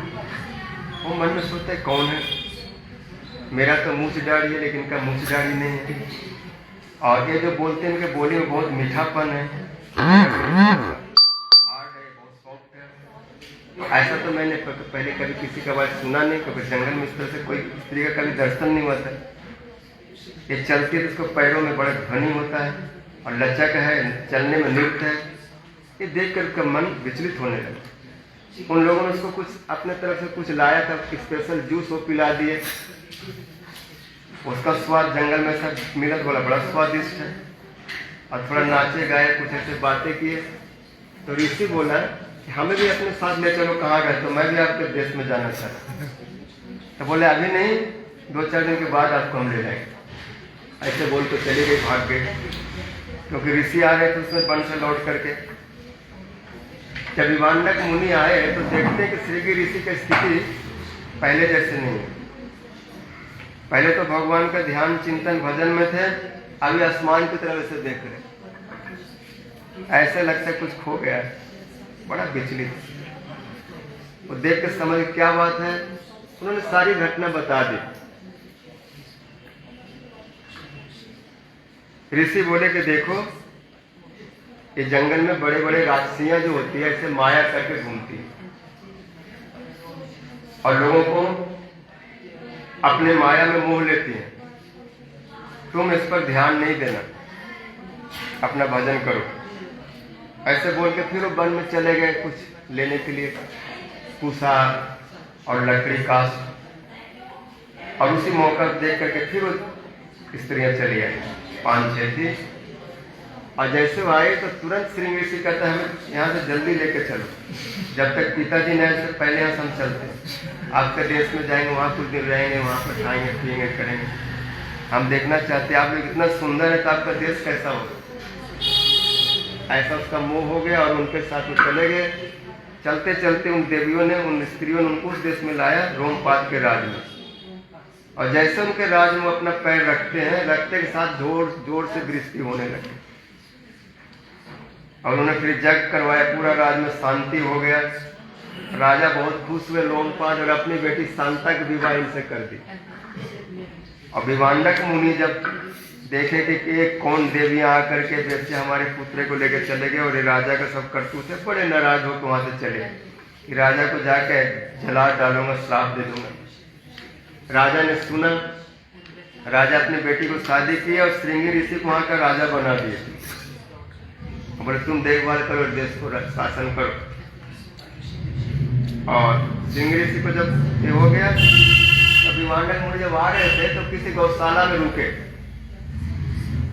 तो ग्वालियर उसको दूध पिलाया। दूध पीने के बाद ऋषि कुछ शांत हुए, पूछे किसका राज है? बोले सब आपका पुत्र का राज है, श्रृंगी ऋषि का राज है, क्योंकि रोमपाल ने उनको राजा बना दिया, अपनी बेटी से विवाह कर दिया। वहां जाते जाते इतना इनको स्वागत हुआ, इतना खिलाया पिलाया, इतना प्रेम मिला, इतना सत्कार मिला कि सारे गुस्सा ऋषि का खत्म हो गया। और उस राजभवन में पहुंच करके अपने पुत्र और पुत्र वधू को आशीर्वाद दिए। तो वही श्रृंगी ऋषि है जो जग के लिए बड़े प्रसिद्ध है, बहुत बड़े मंत्र वेता है। तो श्रृंगी मुनि को बुलाया गया, उन्होंने जग किया था, पुत्रष्टि जग। इस चरु को महाराज ने रानियों को दिया और उनसे उनके 4 संतान हुए। उसको कथा पहले, और एक कथा ये भी आती है कि जब चरु बांट रहे थे तो उसमें से कुछ भाग एक पंछी लेके उड़ गया, कुछ हाथ से ले लिया, ऐसे उड़ के भाग गया वहां से। और एक वृक्ष पर जाके बैठ गया, और जहाँ बैठा तो उसके नीचे में अंजना माता, जो हनुमान की माता कही जाती है, वो सो रही थी, जो केसरी की पत्नी। और वहां बैठ कर के पंछी ने कुछ आवाज किया, मुंह खुल गया, और वो चरु जो था अंजना के मुंह में चला गया। वो सो रही थी और ऐसे, तो जब चरु ऊपर से गिरा तो वो केसरी का पत्नी होने के कारण केसरी के क्षेत्र में हनुमान जी का जन्म हुआ, इसलिए केसरी नंदन कहा है। और उस चरु के साथ पवन का स्पर्श हुआ, इसलिए पवन पुत्र कहा। उसमें पवन की, वायु की शक्ति आई। वो भी एक प्रकार से इस चरु का ही अंश है, जो इतने बलशाली है, जो रामलीला के सहायक है। हनुमान, उनका जन्म हुआ। ऐसा पुराणों में वर्णन आता है कि एक ही चरु से हनुमान जी का भी कुछ, उनको भी कृपा मिली। और इस प्रकार उनका जन्म हुआ है। 1-2 कीर्तन करते हैं। राम जो कथा है वो अद्भुत कथा है, दिव्य कथा है, जिसमें राम जी का जो मर्यादा है, उन्होंने जो शिक्षा दिया लक्ष्मण के प्रति, भरत के प्रति, शत्रुघ्न के प्रति और अयोध्या के प्रति, महाराज के प्रति, गुरु के प्रति, ससुर के प्रति, पत्नी के प्रति, पुत्रों के प्रति, सेवकों दासों के प्रति, सबके प्रति राम जी का जो व्यवहार है वो सब यही देख के कहते कि मेरे प्रभु तो राम जैसा, भाई भी कहते मेरा भाई हो तो राम जैसा हो, सब कहते मेरा पति हो तो राम जैसा हो। सीता सब के ही मन, सीता भी सोचते मेरा पुत्र हो तो राम जैसा हो। मतलब राम एक आदर्श के मतलब प्रकाष्ठा है। जब दशरथ महाराज कैकेयी के वचनानुसार जबरदस्ती उनसे वर ले लेती है कि राम को वन में भेजा जाए, भारत को राजा बनाया जाए, तो महाराज नहीं दिए वो वर, मूर्छित हो गए। बोलते कुलघातिनी मेरा प्राण ले लो, लेकिन मैं मुंह से ऐसा नहीं कहूंगा। मैं अपने मुंह से कैसे कहूं कि राम बन जाए? भले मैंने वर दिया लेकिन मैं नहीं दूंगा। एक तरह से चुप हो गया, नहीं बोलते।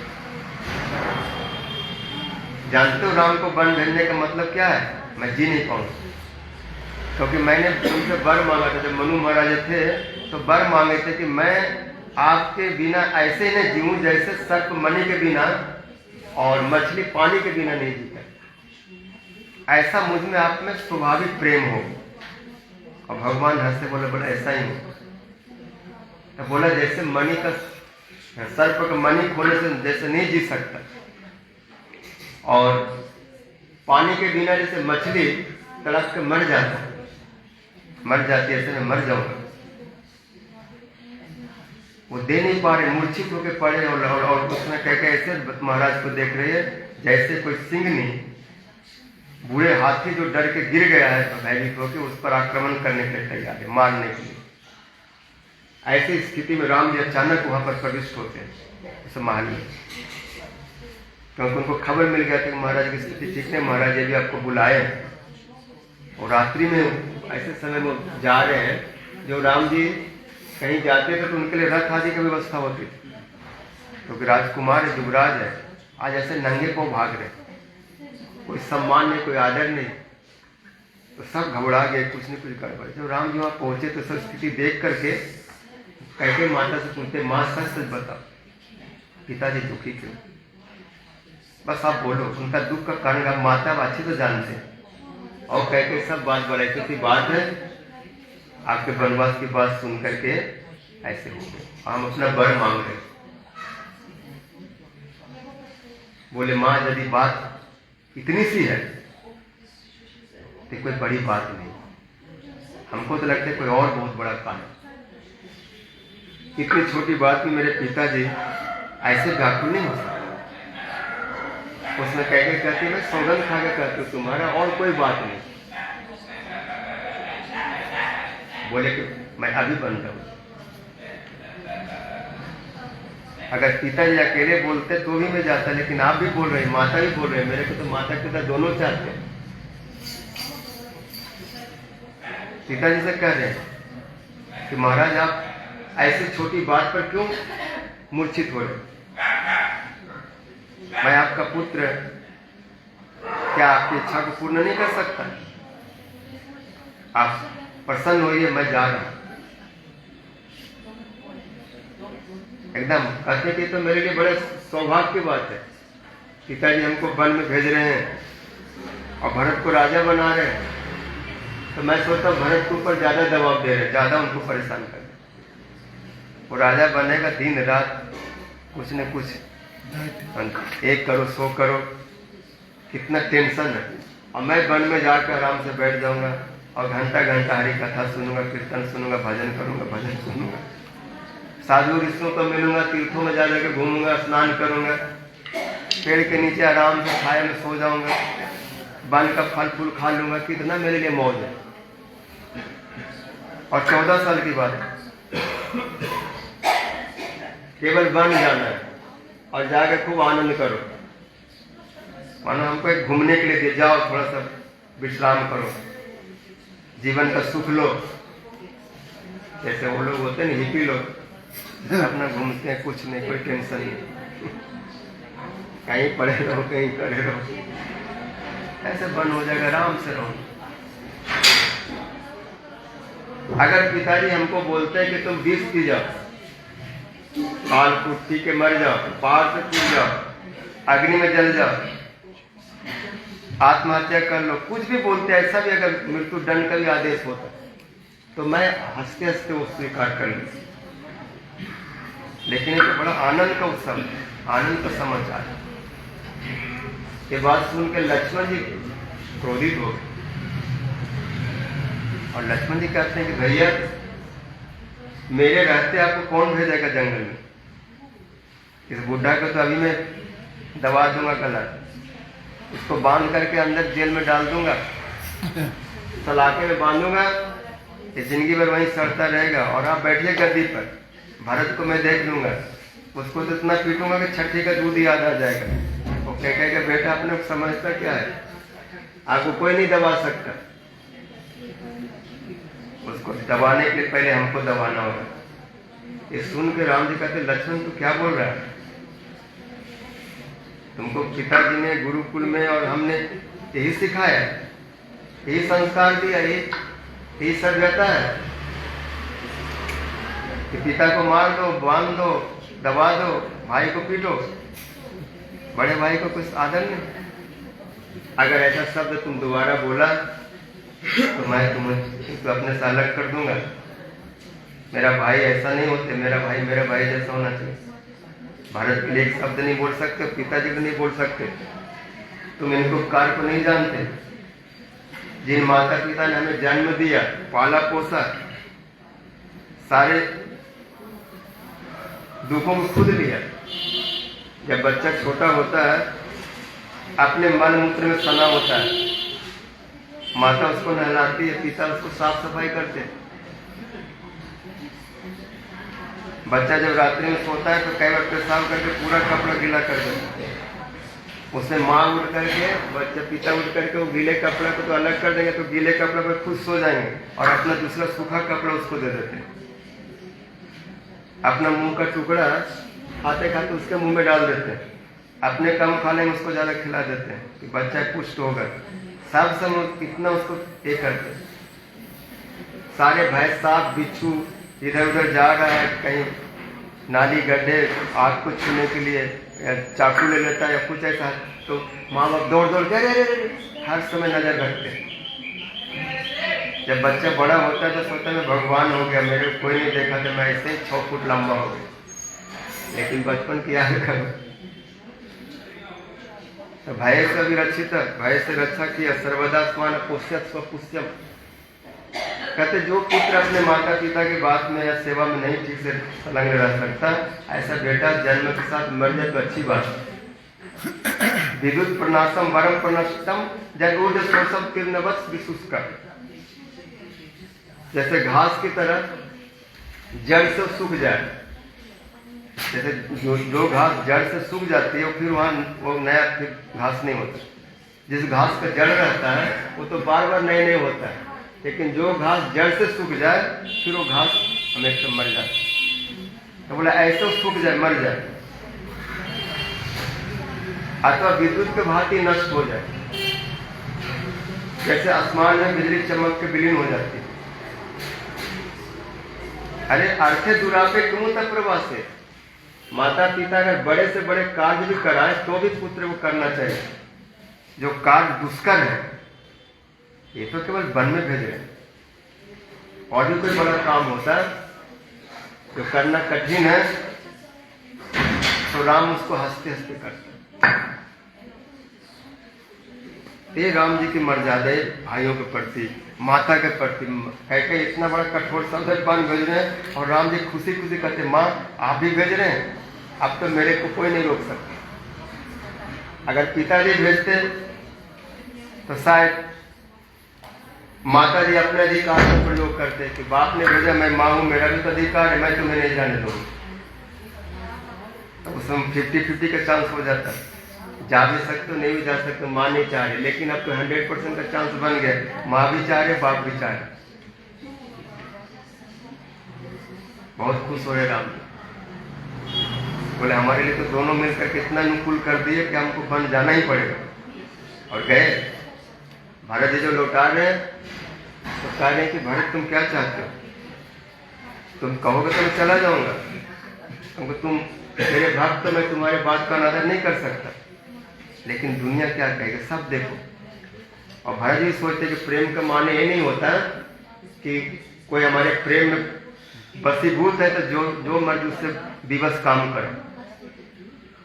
जैसे कोई प्रेम हमारे बस में है, हम जो चाहें वो प्रेम के कारण कर लेगा, लेकिन ये देखना होता है कि जिससे जो काम करा रहे हैं वो सही है गलत है, न कि अपने स्वार्थ के लिए, अपने सुख के लिए। तो भरत जी देखते हैं कि राम जी को मैं लौटा लूंगा, लेकिन राम जी लौटा नहीं चाहते, वो पिता के वचन को पालन करना चाहते, और मैं अगर उनको लौटाए तो मेरा सुख हो जाएगा।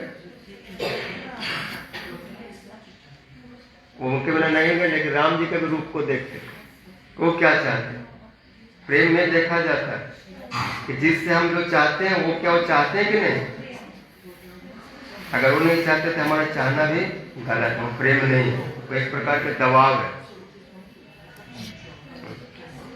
निष्काम भावना, ये सब बहुत कुछ देखने को मिलता है। इसलिए जब अयोध्या लौटने की बात आती है तो सब तरह की बात बोले, शेष में राम जी कहते हैं कि भारत जो चाहेगा मैं करूंगा। भारत के ऊपर पूरा अधिकार मिल गया कि अगर ये बोले अयोध्या चलो मैं चलूंगा, लेकिन जैसे भारत जी का अधिकार मिले तो भारत जी कहते नहीं, मैं इनको ले जाऊंगा तो मेरा प्रेम छोटा हो जाएगा, मैं इनको जबरदस्ती दबाव में ले जाऊंगा। उसी समय भरत जी बोलते मैं चला जाऊंगा, मैं आपको कुछ नहीं कहूंगा, आप पिताजी का आज्ञा का पालन करें, खाली एक शर्त है, हमको अपने चरण की पादुका दे दीजिए, मैं इन्हीं को सीताराम समझ के पूजा करूंगा। दोनों चरण पादुका को भरत जी सिर पे लेकर चल पड़े, और वो कही कृपा पावरे देनी और सारा भरत शीश धरे, सिर पर रखा एक पैदल आए, और अयोध्या में आकर के उसको तो ऊंचे सिंहासन पर रख दिए, और अपने जमीन पर भी नहीं सोए। बोले जमीन पर मैं नहीं सो सकता, क्योंकि जमीन पर तो राम जी भी सोते हैं, और मैं भी अगर जमीन पर सोया तो मैं और राम तो दोनों बराबर में हो गया, तो फिर कौन सेवक और कौन स्वामी। तो जमीन में गड्ढा खोदे नंदीग्राम, और 10 फुट नीचे जाकर सोते। बहुत मर्यादा सिखाते हैं कि सेवक स्वामी बराबर नहीं सो सकते, बराबर नहीं बैठ सकते।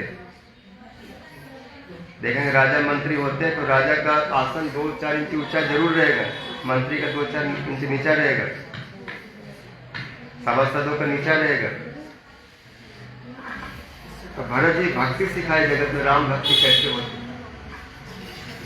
जहां जहां राम जी गए, श्रृंगवीरपुर, निषादराज, केवट, वहां पीछे से भरत जी भी गए, और जहां जहां राम जी बैठे थे, सोए थे, जहां विश्राम किए थे, उन स्थानों को परिक्रमा करते, प्रणाम करते। उन्होंने परिक्रमा की प्रथा चला दी। जैसे हम लोग बोलते हैं गौर अमर जैसे स्थान करल भरम न रंगे से सब स्थान हेरी वामी प्रणय भक्त। राम जी जहाँ जहाँ जो लीलाएं किए, भरत जी ने उनको पवित्र कर दिया, उनको महातीर्थ बना दिया, और जगत को शिक्षा दी कि जो कोई आएगा वो भी यहाँ प्रणाम करेगा, परिक्रमा करेगा।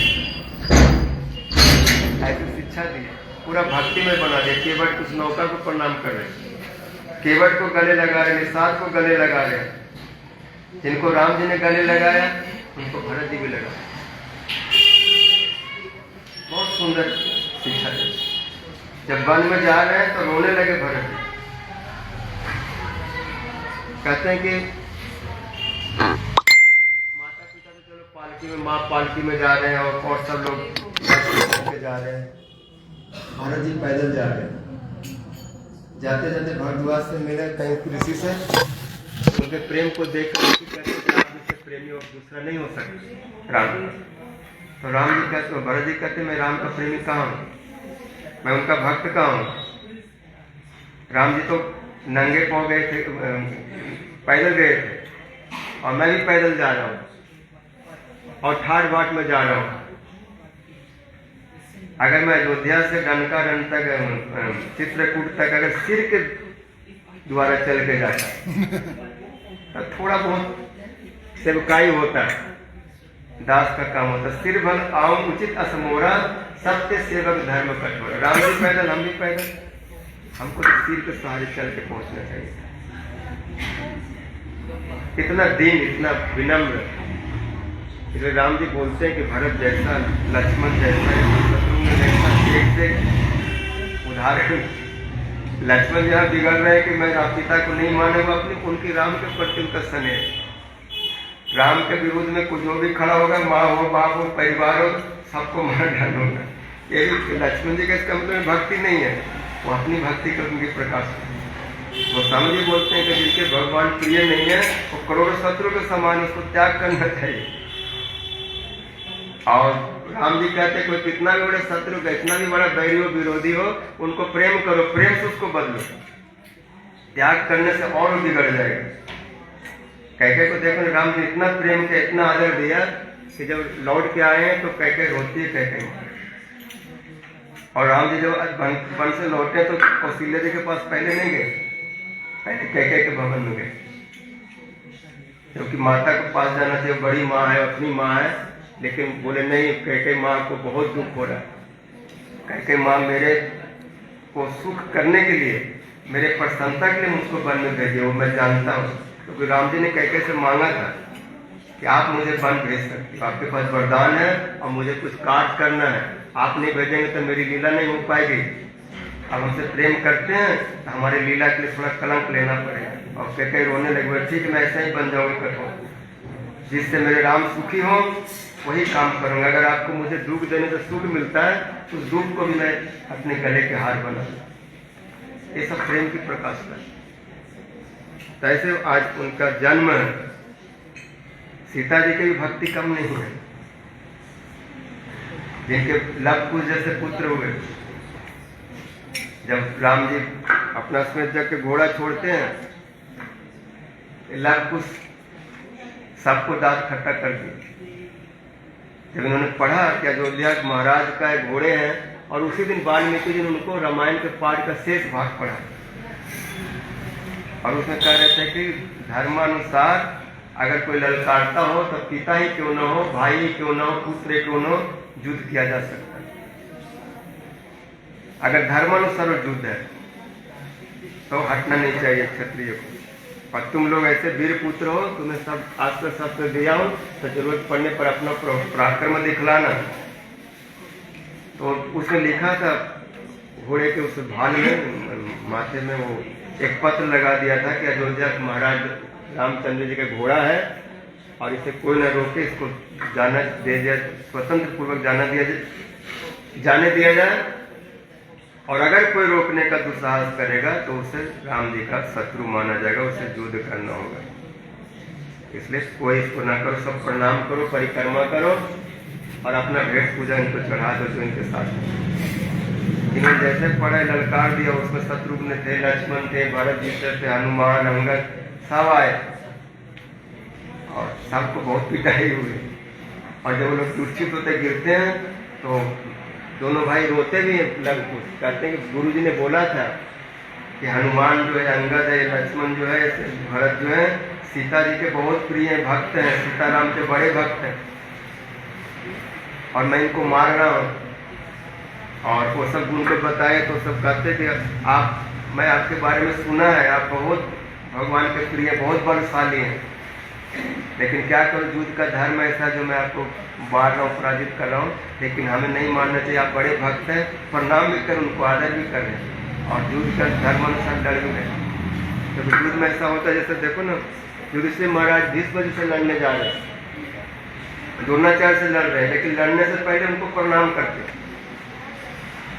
युद्ध जब आरंभ हुआ है तो युधिष्ठिर महाराज जाकर प्रणाम किए और बोले कि मैं आपकी कृपा से आपको प्रणाम करके आपसे आशीर्वाद लेना चाहता हूँ कि हम युद्ध करें आपसे, और आप हमें विजय होने का वर दीजिए। शत्रु से मांग रहे कि हमको वर दीजिए, और भीष्म बोले विजयी भव, अगर तुम मुझे बिना प्रणाम के, बिना आदर के अगर युद्ध करता तो मैं तुम्हें श्राप दे देता। यहाँ लाभ कुछ भी जो है, जब इनसे युद्ध करे तो इनको प्रणाम कर रहे हैं और बोल रहे हैं कि आप राम के बड़े भक्त हैं, हमने सुना है। भरत जी को कह रहे हैं कि आप बड़े भक्त हैं। ऐसा भक्त में कब बनूंगा पता नहीं, लेकिन आशीर्वाद दो, आज हमें आपसे लड़ना है और ये युद्ध का धर्म है, इससे मैं भाग नहीं सकता, और उसको पराजित कर दो। सीता जी के भाग्य के प्रकाश से तो राम जी भी आ जाते और उनके संग से, उनके संस्कार से इतने सुंदर एक गायक बने, इतने सुंदर छंद अलंकार का इनको ज्ञान हुआ, शास्त्र और शास्त्र दोनों। वहाँ तो शास्त्र में दिखाते हो, जब अयोध्या में अस्मज्जय हो रहा है तो वहाँ पर जाकर के शास्त्र, गीत, छंद, अलंकार, ऐसे कोयल की तरह इनकी ध्वनि है, ऐसे बोल रहे हैं कि सब लोग चित्र जैसे हो गए। और राम जी जब कथा सुन रहे थे तो सुनते सुनते सिंहासन पर नहीं रहे, नीचे उतरते उतरते नीचे चले गए, मतलब ऊपर, क्योंकि लव कुछ नीचे खड़े थे और राम जी सिंहासन में बैठे थे और ये खड़े खड़े कथा सुनाने लगे, गा रहे थे। और राम जी जब सुने तो चौंक गए, अरे भगवान की कथा तो कोई भी कितना भी बड़ा हो उसको नीचे बैठ के सुनना चाहिए। भगवान ने अपनी कथा को नीचे बैठ कर सुनते, गांधी तत्व में आ रहे थे और सिंहासन से उतर उतर नीचे जमीन पे आके बैठ गए और इतना मूर्छित हो गए लोग। इतना सुंदर छंद अलंकार, इतना सुंदर कोयल की तरह की ध्वनि। और पहले अभी तो इन्होंने संगीत सुना है, उससे पहले उन्होंने शास्त्र दिखलाया, शस्त्र, हथियार चलाने का क्या कला है, कैसे कैसे शस्त्र, एकदम पूरा मुग्ध हो गया अयोध्या वाले। जब बाद में पता चला कि लव कुश है, उनके पुत्र हैं, सब चौंक गए। तब कहने लगे सीता की कैसी उच्च भक्ति है जिसने ऐसे वीर पुत्रों को जन्म दी। लक्ष्मण शत्रुघ्न से बाद में पता चला, वो गदगद हो गए कि हम लोगों को भी कोई दो दो हाथ कर सकता है। वो सीता की भक्ति का एक प्रभाव। रामायण में बहुत एक जब गुरु जी जो कथा बोलते सीता जी का, लव कुश का, सब बातें बिल्कुल भाव में डूब जाते।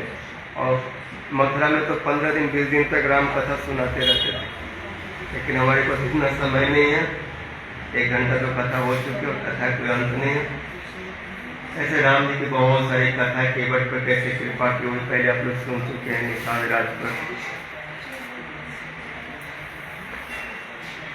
भय प्रगट कृपाला दीन